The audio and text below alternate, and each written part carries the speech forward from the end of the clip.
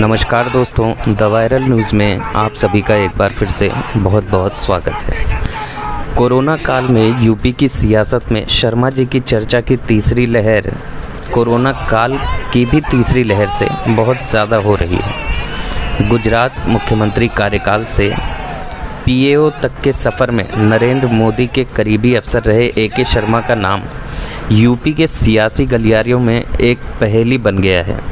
उत्तर प्रदेश में कोरोना की रोकथाम की कोशिशों के बीच एकाएकी फिर से जब खबरें चलने लगीं कि योगी सरकार मंत्रिमंडल विस्तार कर सकती है, जिसमें एके शर्मा प्रधानमंत्री के नुमाइंदे के तौर पर और एक बड़ी ताकत, ओहदे और जिम्मेदारी के साथ उभरेंगे। करीब 1.5 दशक तक नरेंद्र मोदी के विश्वसनीय आला अधिकारी रहे एके शर्मा को यूपी में एमएलसी बनाए जाने से भी पहले से ही ऐसी खबरें आती रही थी।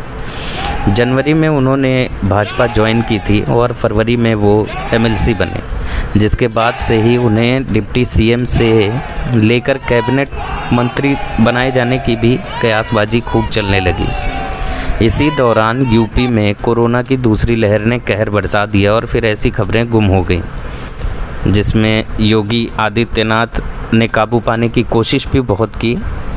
इसी दौरान प्रधानमंत्री के लोकसभा क्षेत्र वाराणसी में कोरोना पर काबू के प्रयासों में वो वहां प्रशासन के साथ ज़मीनी संघर्ष कर रहे थे एके शर्मा जी, और प्रधानमंत्री ने वाराणसी के प्रशासन से कोरोना पर वर्चुअल मीटिंग में एके शर्मा के प्रयासों की सराहना भी की थी।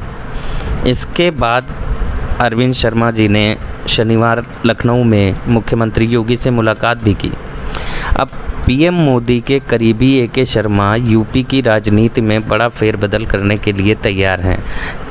खबर तो यहाँ तक आ रही है कि उन्हें यूपी का मुख्यमंत्री भी बनाया जा सकता है। जो अगले 2022 के चुनाव होने वाले हैं, उसमें उन्हें मुख्यमंत्री पद का उम्मीदवार तक बताया जा रहा है।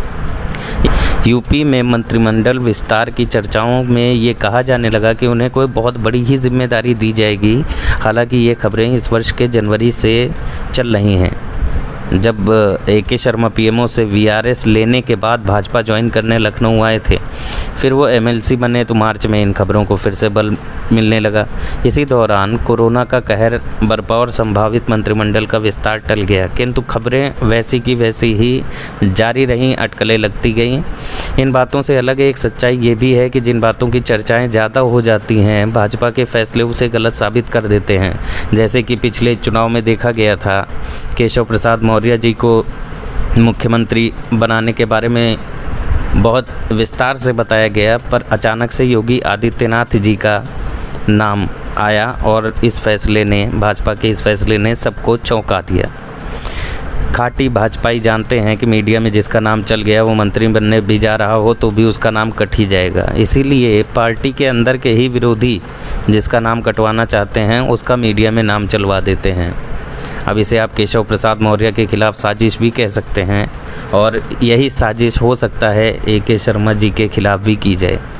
तो भाजपा की संस्कृति में अनुशासनहीनता और मीडिया में खबर लीक करने को बहुत नकारात्मक दृष्टि से देखा जाता है। इसलिए कई बार ऐसा दिखाई भी देने लगता है कि सब कुछ तय होने के बाद भी वो शख्स मंत्री या किसी दूसरे ओहदे की कुर्सी तक पहुंचते पहुंचते ही रह गए, जैसा कि राजनाथ सिंह जी के भी साथ हुआ था।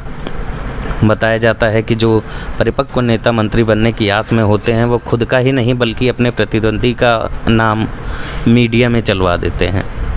तो सूत्र के तौर पर यह भी पता चलता है, सोशल मीडिया पर ये ट्रेंड चलवाते हैं कि फला विधायक या एमएलसी को मंत्री बनाए जाने की तैयारी है। कयासों, मीटिंगों या सूत्रों पर आधारित जिसके नाम की भी खबरें चलती हैं, पार्टी उसे मंत्रिमंडल में शामिल करने का इरादा कर भी रही होती है, तो उसका नाम इस अवसर से कट जाता है। ये बहुत ध्यान देने वाली बात है। हालांकि ऐसे दांव-पेच में एके शर्मा जैसी शख्सियत की संभावित जिम्मेदारियों का रास्ता रोकने का कोई साहस नहीं कर सकता है, क्योंकि ये बात तो 16 आने ही सही है कि वो प्रधानमंत्री नरेंद्र मोदी के करीबी हैं, पसंदीदा हैं।